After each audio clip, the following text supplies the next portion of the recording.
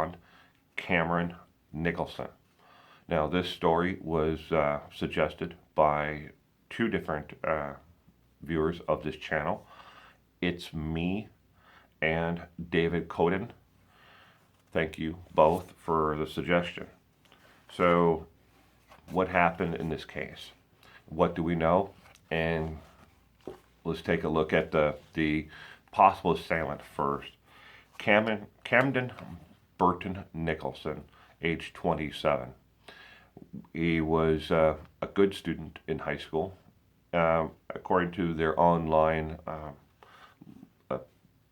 yearbook, I guess you could call it, it's more of a memorial memory book than anything else, because there are several, the last dozen entries are for students who have passed away, but there are people who log on to the website and talk more about any of the fun we had in high school. Do you remember doing this?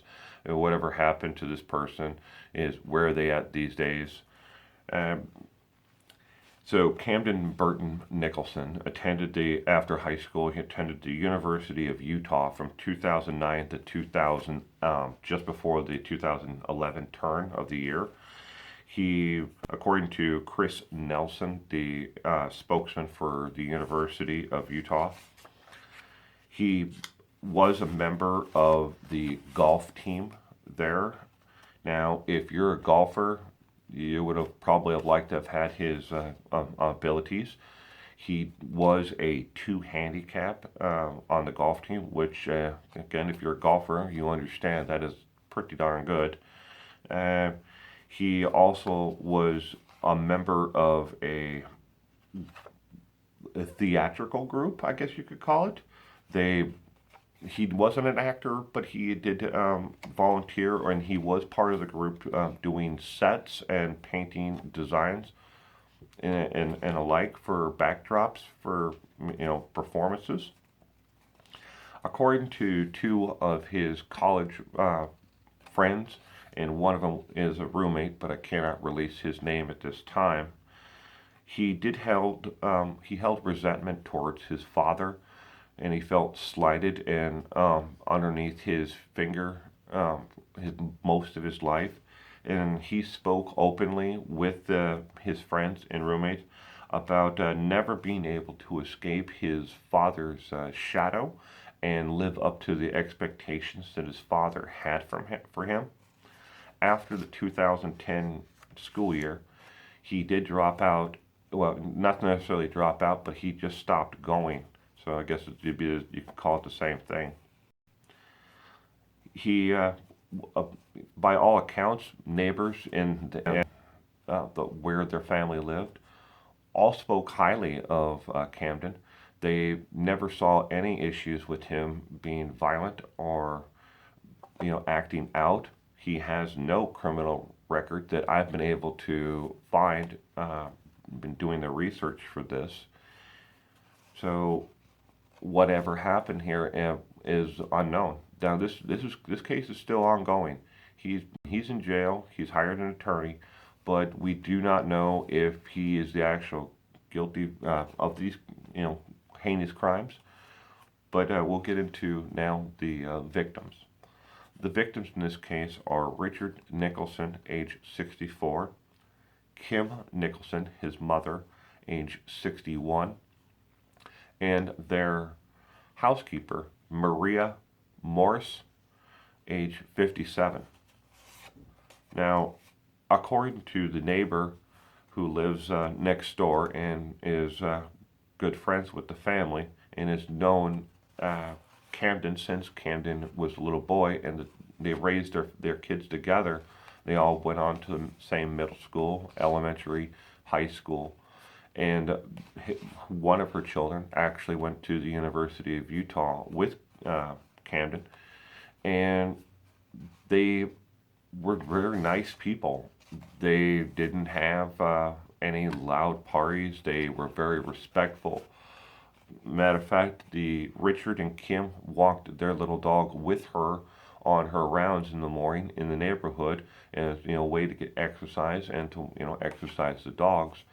So it was very common for the three of them to take strolls in the early morning hours and usually around 7 a.m. walking their dogs. But Maria, the housekeeper, came in only 2 days a week. She came in on Tuesdays and she came in on Fridays. And the rest of the time she was not there. Was she just in the wrong place at the wrong time? We don't know. Was she, an actual target of Camden if Camden did this? This, again, is unknown. He is currently being held without bond in the county jail there on 3 counts of murder with an enhancement alleging it's multiple murders. Now, when in the state of Utah, they use the enhancement clause to stop someone from being able to get bail and to be able to be a flight risk. That is their way of keeping them there until they are able to see a judge and then they have another court hearing. He most likely, according to records and statistics that I've been able to find online, if he is able to be offered bond in this case, they most likely would set it at north of $3 million.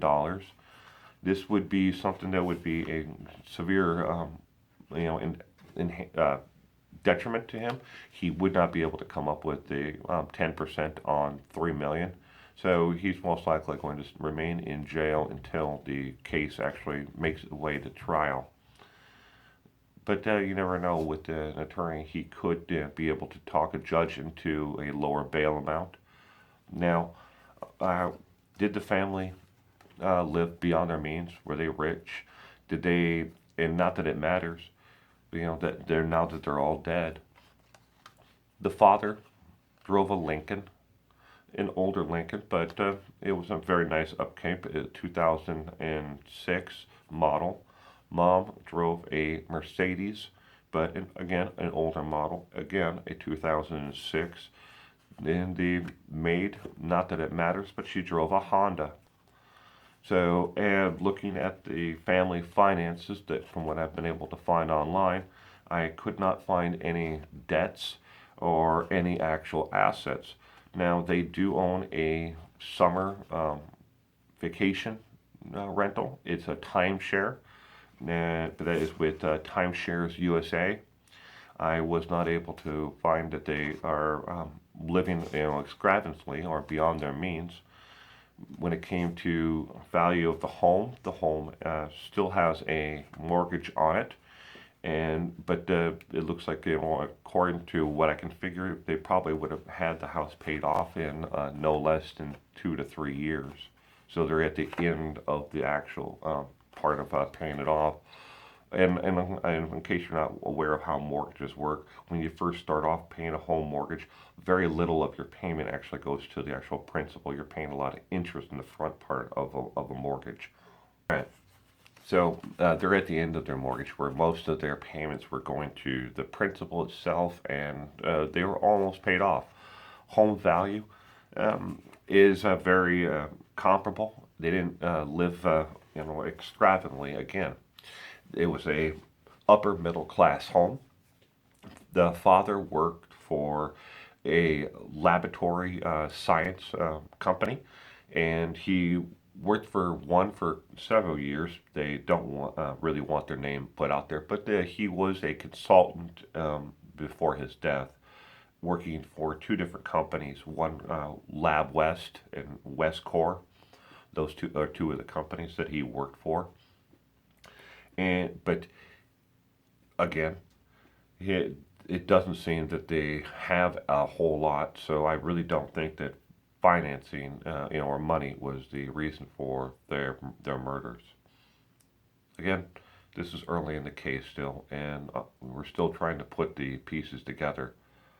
But Camden is definitely looking at a lifelong change when it comes to his surroundings.